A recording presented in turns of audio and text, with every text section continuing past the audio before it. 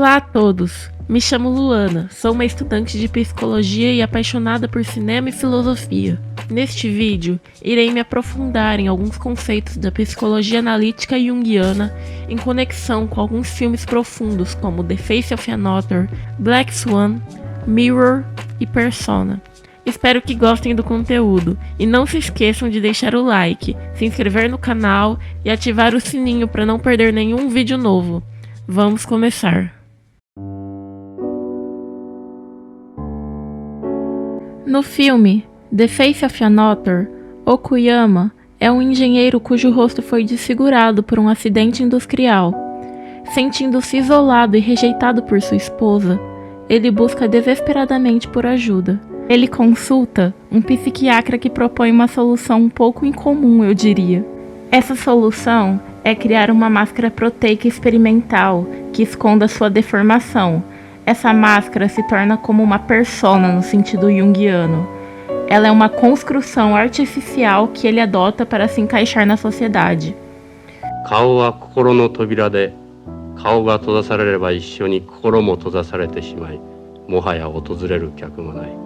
A persona é uma máscara social que uma pessoa usa para se adaptar ao mundo exterior, uma mistura de questões pessoais e sociais, adotada para um propósito específico. Carl Jung. O rosto é um meio de comunicação com os outros e consigo mesmo. A falta dele deixa Okuyama afastado das relações interpessoais.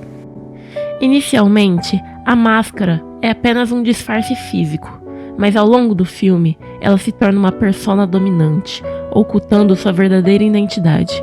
Okuyama começa a se identificar intensamente com sua nova persona, ao ponto de acreditar que é quem ele realmente é. Isso se alinha com a ideia de Jung, de que a persona pode ser identificada de forma tão intensa que a pessoa começa a acreditar que é a máscara que usa. Ele começa a se tornar dependente dessa máscara para definir sua identidade e senso de realidade. À medida que Okuyama experimenta sua nova persona, ele vai mudando seu jeito.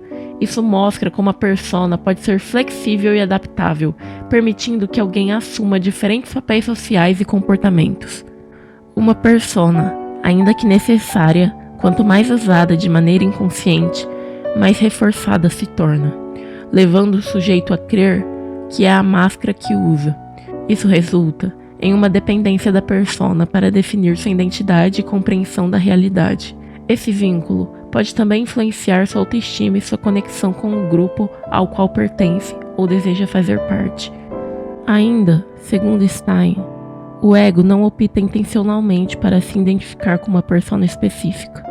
Em vez disso, os indivíduos se encontram em ambientes nos quais precisam adaptar-se para sobreviver, esforçando-se para seguir adiante, moldando esta parte da personalidade conforme a necessidade. Como, por exemplo, Stein menciona o sexo de nascimento, onde as pessoas podem imitar certos trejeitos associados ao genitor com o qual se identificam. Entretanto, Okuyama logo enfrenta desafios ao usar a máscara para se reintegrar à sociedade. Ele lida com uma profunda dissociação de sua identidade, já que a persona da máscara começa a ter uma vida própria, separada de sua identidade anterior. Isso leva a um conflito interno, forçando-o a confrontar sua própria sombra, aspectos reprimidos de sua personalidade.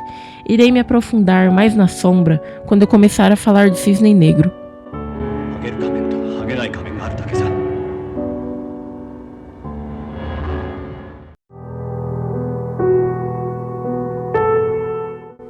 Em Cisne Negro, filme dirigido por Darren Aronofsky, acompanhamos a jornada de Nina Sayers, uma talentosa dançarina de balé obcecada pela perfeição em sua arte. Seu maior desafio surge quando ela é selecionada para desempenhar papéis antagônicos, Odete, Cisne Branco, e Odile, Cisne Negro, em sua nova produção de O Lago dos Cisnes. O Cisne Branco representa a parte pura e perfeita de Nina, enquanto o Cisne Negro personifica aspectos sensuais e sombrios que ela manteve reprimidos. Essa busca incessante pela perfeição desencadeia conflitos internos e desafia sua saúde mental. A sombra de Nina se manifesta através de sua projeção em Lily, uma colega de dança que encarna seus aspectos sombrios. Inicialmente, Nina reprime seus impulsos e desejos instintivos, mas à medida que assume o papel de cisne negro, sua sombra emerge, libertando-a das amarras psicológicas. O cisne negro, oposto ao cisne branco, personifica aspectos mais obscuros de Nina. A dualidade entre cisne branco e cisne negro, no balé, representa a forma arquetípica da sombra na narrativa. Nina, inicialmente retratada como uma figura pura e inocente, aos poucos se transforma no cisne negro, à medida que sua sombra se revela, representando os aspectos reprimidos, sensuais e sombrios de sua personalidade. Os espelhos e reflexos simbolizam a divisão interna de Nina, representando a sombra e a confusão entre a realidade e a fantasia. O filme mantém uma ambiguidade constante entre realidade e alucinações de Nina, refletindo a natureza obscura da sombra, muitas vezes percebida de maneira distorcida e irracional. A busca incansável de Nina pela perfeição a leva a comportamentos autodestrutivos, incluindo automutilação. Esses atos simbolizam sua batalha interna com a sombra e sua tentativa de liberar emoções reprimidas. O arquétipo da sombra representa o aspecto oculto de sua personalidade, um submundo intenso da alma, onde você guarda a parte mais primitiva de si mesmo. Nele residem o egoísmo, os instintos reprimidos, os traumas de infância, as decepções e os sonhos que nunca se concretizaram. Esta é a parte que está oculta nas profundezas do seu ser. A sombra é o arquétipo do lado sombrio de sua alma. Carl Jung. A performance final de Nina, na qual ela interpreta ambos os cisnes, é o ápice da exploração de sua sombra.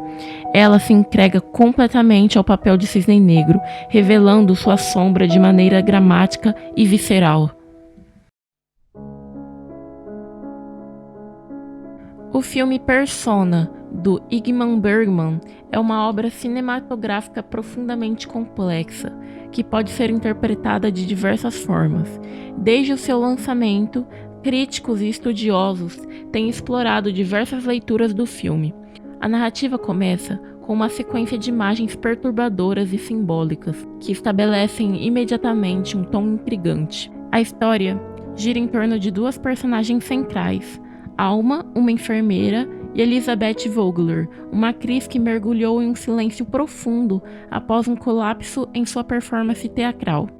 Dentre a variedade de interpretações, vou usar a psicologia junguiana para interpretar o filme. O próprio nome do filme, Persona, refere-se à máscara que usamos para nos apresentar ao mundo, muitas vezes ocultando nossa verdadeira natureza. Essa máscara é uma parte essencial da persona pública que todos criamos.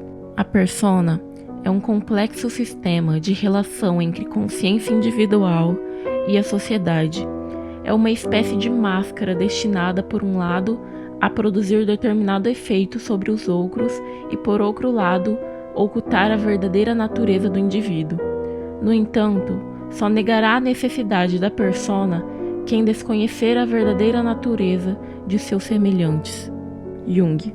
O filme é, em essência, um profundo mergulho na psicologia humana, onde os arquétipos ânima e ânimos dançam como sombras na tela, envoltos por uma atmosfera de mistério e simbolismo.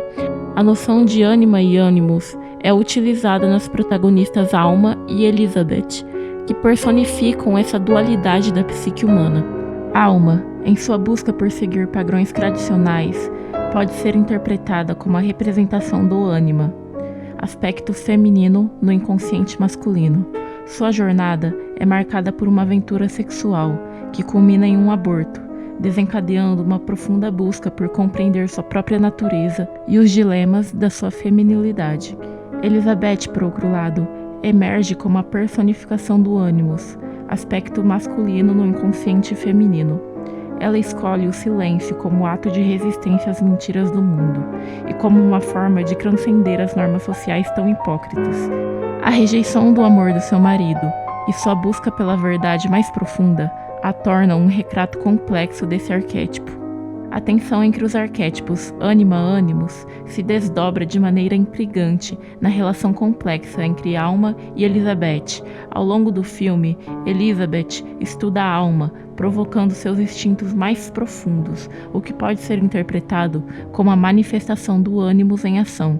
Bergman utiliza cenas simbólicas como a fusão dos rostos das duas protagonistas para representar a interação e a fusão desses arquétipos. O ser humano transcende a dicotomia de feminino e masculino.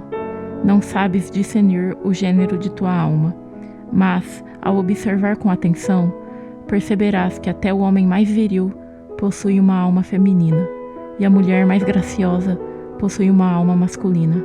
À medida que a identificação com o masculino se aprofunda, um distanciamento inevitável em relação ao interior feminino se manifesta frequentemente, gerando um sentimento de estranheza e desdém.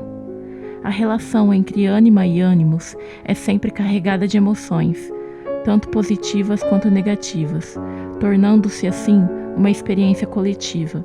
As emoções reduzem o nível da relação, aproximando-a de um nível instintivo e universal, que deixa de ser exclusivamente individual.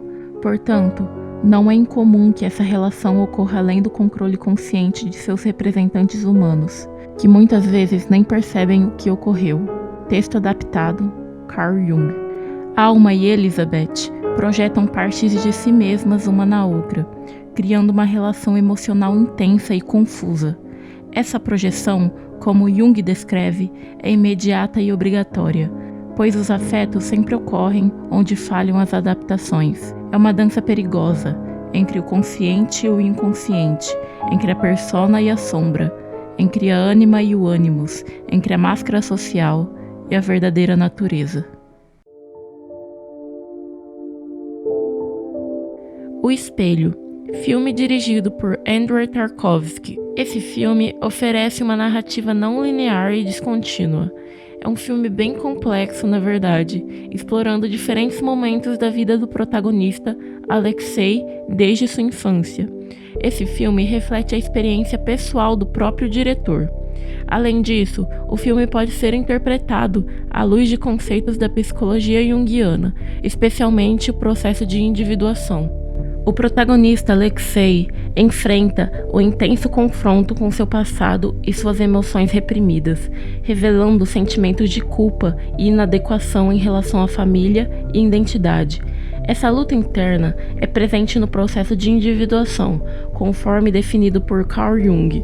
No decorrer do filme, Alexei explora não apenas memórias conscientes, mas também suas memórias involuntárias, sonhos e fantasias da infância, destacando a importância da exploração do inconsciente na jornada do autoconhecimento. No que diz respeito aos símbolos, o espelho está repleto de elementos simbólicos que contribuem para a exploração do processo de individuação. Os espelhos e reflexos representam a autorreflexão e o autoconhecimento, sendo essenciais para a jornada de Alexei. Elementos naturais como água, fogo e ar são usados como símbolos arquetípicos, conectando os personagens com as forças universais e o inconsciente. Это все от того, что мы природе, что в нас не верим. Все какая-то недоверчивость, торопливость, что ли. Отсутствие времени, чтобы подумать. Observamos a luta de Alexei para reconciliar memórias e emoções contraditórias, como uma representação simbólica da integração dos opostos. Este é um princípio junguiano. Outro conceito fundamental de Jung é a busca pela totalidade, que é vivenciada pelo personagem. Eu acredito que a experiência de assistir esse filme transcende a explicação. Esse filme é para ser sentido, mas podemos explorar elementos simbólicos que se alinham à psicologia junguiana. Os sonhos e fantasias da infância são símbolos do inconsciente. A casa e o ambiente doméstico representam os alicerces da identidade. As imagens de guerra não apenas evocam eventos históricos, mas também simbolizam os conflitos internos do protagonista. O balão de ar quente simboliza a busca espiritual e o conhecimento pessoal, enquanto A figura misteriosa no apartamento de Alexei representa o desconhecido e as forças influentes que moldam sua vida. Não há caminho que ande nos campos do inconsciente, onde não encontre as marcas dos poetas que passaram por lá antes de mim. Sigmund Freud. Vejam, o conhecimento do inconsciente não é limitado a uma única teoria, disciplina ou ciência, mas pode ser expresso através da arte, como no cinema de Tarkovsky. Seus filmes exploram temas relacionados à memória, identidade e à condição humana, e muitos críticos argumentam que ele incorporou influências psicanalíticas, particularmente da obra de Freud e Carl Jung, em suas narrativas cinematográficas. Tarkovsky tem a habilidade de explorar a mente inconsciente de seus personagens. Seus filmes frequentemente lidam com temas contemplativos, complexos, explorando a psique de seus personagens de maneira profunda e poética. Além disso, Tarkovsky era conhecido por sua própria natureza introspectiva, o que parece ter ajudado a desenvolver sua compreensão particular da psique humana. Em última análise, os filmes de Tarkovsky são um testemunho de como a psicanálise e a exploração da mente inconsciente não são restritas a uma única teoria ou disciplina, mas podem ser parte integrante da arte e da expressão humana.